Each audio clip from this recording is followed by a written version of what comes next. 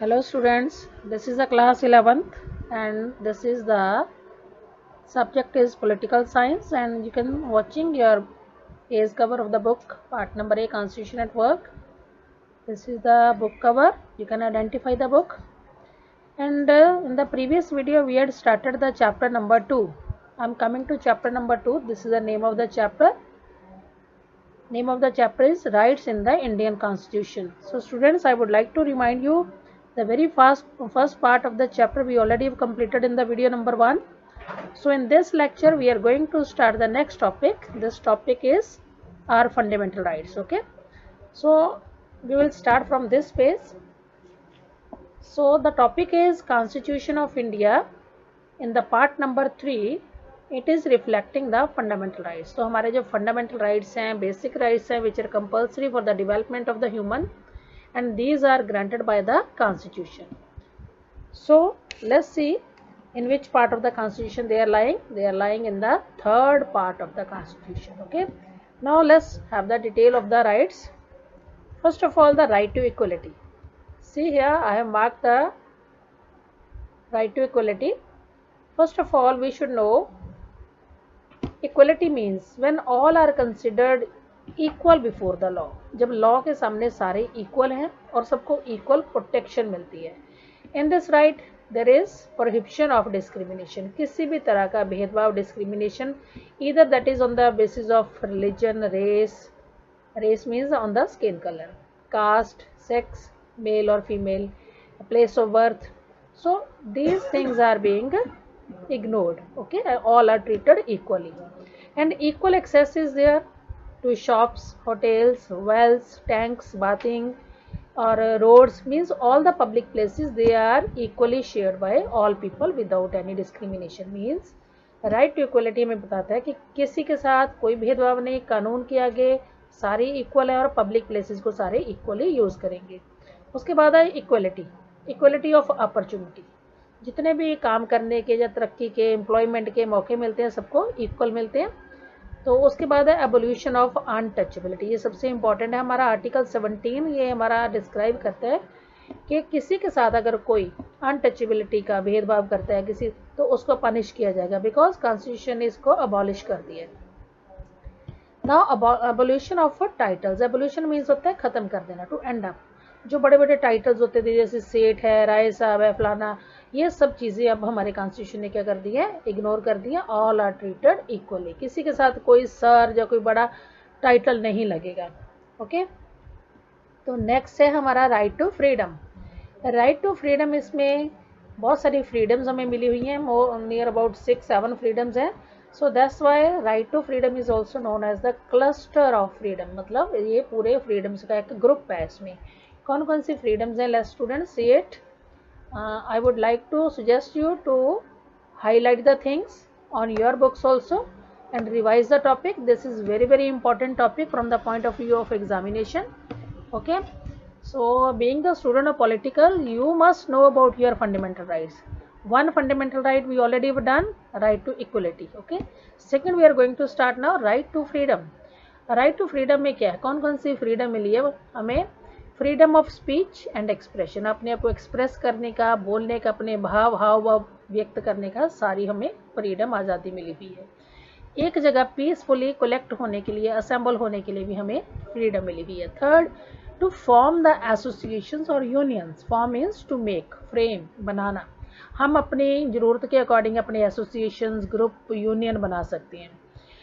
Third, next freedom is 4 number, move freely throughout the territory of India. Territory मतलब जो हमारा area है, India के with in territory, with in area में हम बिना किसी रोक टोक से घूम सकते हैं. And next freedom is reside and settle in any part of India. India के किसी भी पार्ट में हम अपना घर बना सकते हैं, वहाँ पे सेटल हो सकते हैं.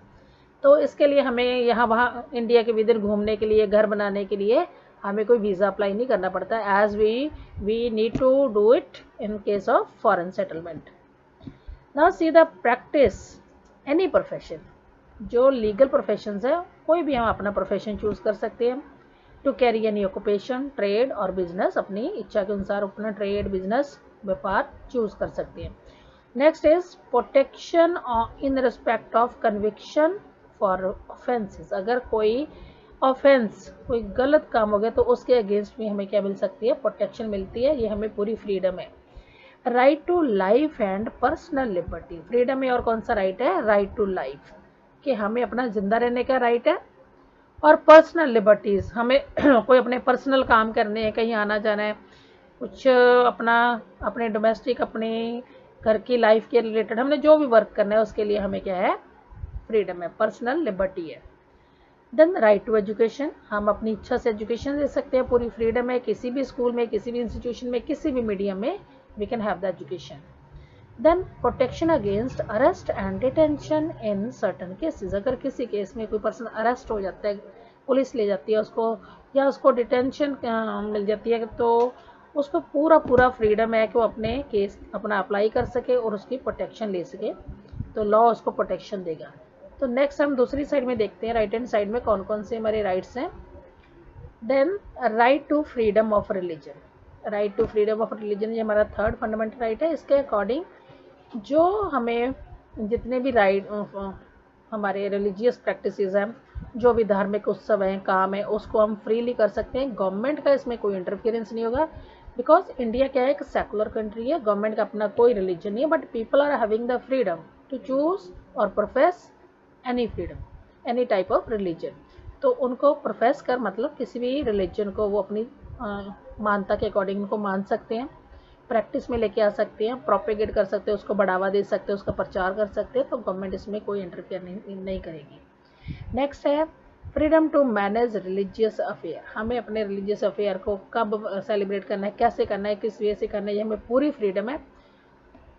फ्रीडम टू पे taxes for promotion of any particular religion, हमें पूरी फ्रीडम है कि किसी भी रिलीजन में कोई भी पर्टिकुलर रिलीजन को प्रमोट करना है, तो उसके लिए हम अपने स्पेशली गवर्नमेंट को टैक्सेस भी दे सकते हैं उस चीज़ को प्रमोट करने के लिए।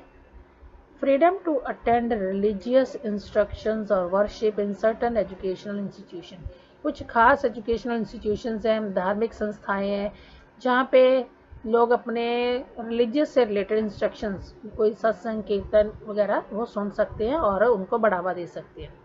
Next right is cultural and educational right, ये हमारा जितना भी किसी कंट्री में उनके सब यूनिट्स हैं, जैसे हमारी स्टेट्स हैं, हर स्टेट का अपना कल्चर है, तो हमें फंडामेंटल राइट्स इक्वली मिली है सबको, तो हर पार्ट्स में, हर यूनिट्स में, हर स्टेट में इक्वली एप्लीकेबल है कि हर कोई पर्सन चाहे वो इंडिया के किसी भी पार्ट में, उसको अपना कल्चर प्रमोट करने का और कल्चर फॉलो करने का पूरा राइट है।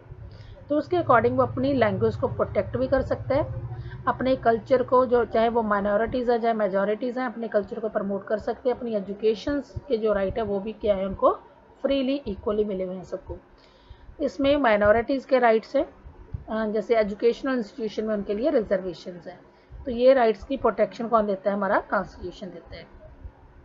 Next the very important right is right to constitutional remedies, ठीक है, अगर कॉन्स्टिट्यूशन में कोई प्रॉब्लम आ जाती है तो उस कॉन्स्टिट्यूशन में, उस सेक्शन में, उस लॉ में अगर उसको चेंज करना है तो कॉन्स्टिट्यूशन में इसकी प्रोविज़न है कि उस चीज़ को हमने कैसे चेंज करना है, तो उसको हम अमेंडमेंट बोलते हैं। Right to move in the courts to issue directions orders writ for the enforcement of rights, तो हर पर्सन कोर्ट में जा सकता है, डायरेक्शन फॉलो कर सकते हैं, ऑर्डर्स, रिट्स, ताकि जो भी वो अपने राइट्स को सिक्योर करना चाहता है तो उसके लिए हम कोर्ट्स में भी जा सकते हैं। कॉन्स्टिट्यूशनल रेमेडीज़ हैं, कॉन्स्टिट्यूशन में भी अगर कोई चेंजेस आएंगे तो गवर्नमेंट उसको अमेंड कर सकती है कि प्रॉपर प्रोसीजर से उसको फॉलो करते हैं। Then move to the next page, see here, तो यहाँ पे बहुत सारी क्लियर एग्जांपल्स हैं कि कई बार बहुत सारे डिस्क्रिमिनेशंस भी होते हैं, लेकिन उन डिस्क्रिमिनेशन के बेस पे हम ये नहीं कह सकते कि कॉन्स्टिट्यूशन इन चीज़ों को प्रोवाइड नहीं करता। Constitution provides each and every person equally, but due to the corruption और lack of information there are some lack of implementations, तो कई बार ये प्रॉपर इम्प्लीमेंट नहीं होते। For example right to equality है, जैसे क्या है, राइट टू इक्वलिटी पूरी तरह से इक्वली हर पर्सन को मिलता है without any discrimination. Public places पे हर कोई अपनी मर्जी से जा सकता है, किसी के साथ किसी तरह का कोई भेदभाव नहीं होगा, तो ये हमारी सोसाइटी में सबको इक्वली दिया हुआ है। लेकिन अब इस केस में, इक्वलिटी केस में देखा गया कि लोग एक दूसरे के साथ कास्ट बेस पे बहुत ज़्यादा डिस्क्रिमिनेट करते थे, भेदभाव करते थे। Higher caste people try to avoid the lower caste people, तो इसको अनटचेबिलिटी बोलते थे। अब जो हमारा लॉ है इसने अनटचेबिलिटी को पूरी तरह से बैन कर दिया है, एक इसको लॉ बना के पूरी तरह से ख़त्म कर दिया है। See here the paragraph I have marked, the practice of untouchability is one of the crudest manifestation of inequality. इसी बेस पे बहुत ज़्यादा इनइक्वलिटी होती थी, हायर और लोअर के बीच में डिस्क्रिमिनेशन और बहुत ज़्यादा गैप था, तो अब इसको पूरी तरह से अबॉलिश कर दिया। Then the right to equality strives to make India a true democracy by ensuring a sense of equality of dignity and status among all citizen. So students, ये आपका 1 मार्क का क्वेश्चन हो सकता है। Explain the statement, how the right to equality strive to make India true democracy.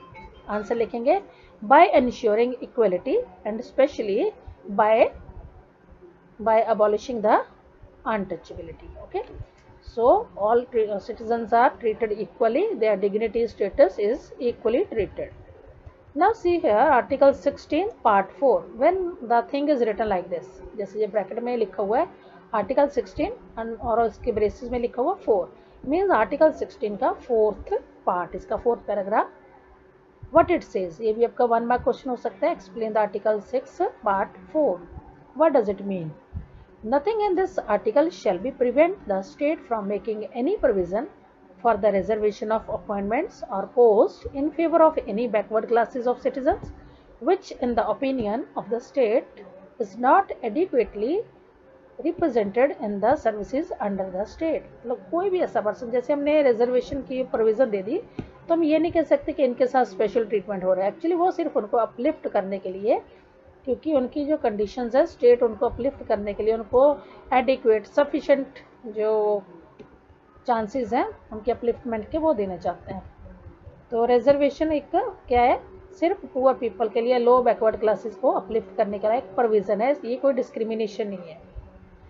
अब हम देखते हैं कि जो status of equality of opportunity है, जितनी भी अपॉर्चुनिटीज मिलती है सारे लोगों को वो इक्वल अपॉर्चुनिटी मिलती है। मीन्स हमारा कॉन्स्टिट्यूशन ये क्लैरिफाई करता है कि गवर्नमेंट में जो स्पेशल स्कीम्स हैं, चाहे कोई नौकरी इशू हुई है, चाहे कोई प्लान शुरू हुआ है गवर्नमेंट का, ठीक है, जैसे नरेगा प्लान है, एम्प्लॉयमेंट का प्लान है, ये सारे प्लान्स इक्वली सब लोगों को उनकी कंडीशंस के अकॉर्डिंग सोसाइटी में प्रोवाइड किए जाते हैं। स्पेशली ये प्लान होते हैं बैकवर्ड क्लासेस को उनकी एजुकेशनली और सोशली अपलिफ्टमेंट के लिए, या फिर वुमेन की प्रोटेक्शन के लिए, या चिल्ड्रन को स्पेशल एड्स दी जाती है उनके, जैसे मेडिसिन में एड है, फ्री मेडिसिन है, वैक्सीनेशन है।